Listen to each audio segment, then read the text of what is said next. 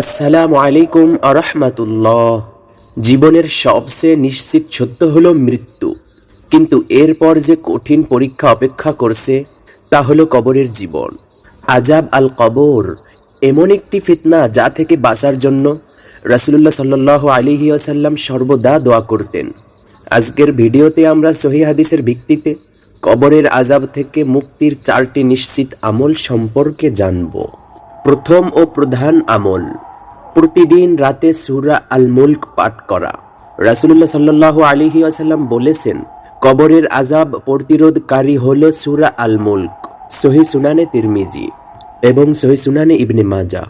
যে ব্যক্তি এই সূরাটি প্রতি রাতে পাঠ করবে, এটি কবরের আযাব দূর করার জন্য তার পক্ষে আল্লাহর কাছে সুপারিশ করবে।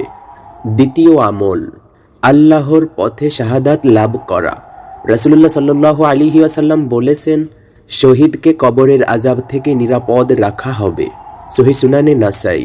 যদিও শাহাদাত লাভ করা সবার পক্ষে সম্ভব নয়, তবে অন্তরে আল্লাহর পথে জীবন উৎসর্গ করার নিয়ত রাখলে আল্লাহ তাআলা তার প্রতিদান দেন। তৃতীয় আমল, জুমার দিনে অথবা জুমার রাতে মৃত্যুবরণ করা।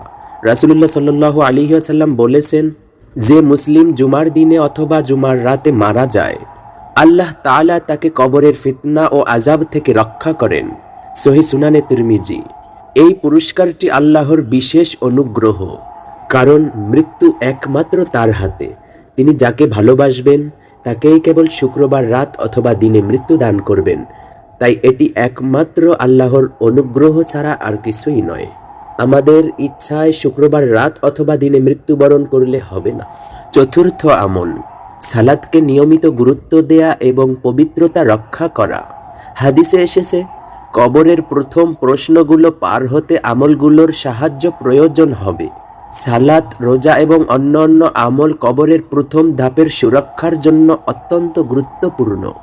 আসুন আজ থেকেই সূরা মুলক পাঠ এবং সালাত আদায়ের মাধ্যমে কবরের ফিতনা থেকে বাঁচার প্রস্তুতি নেই।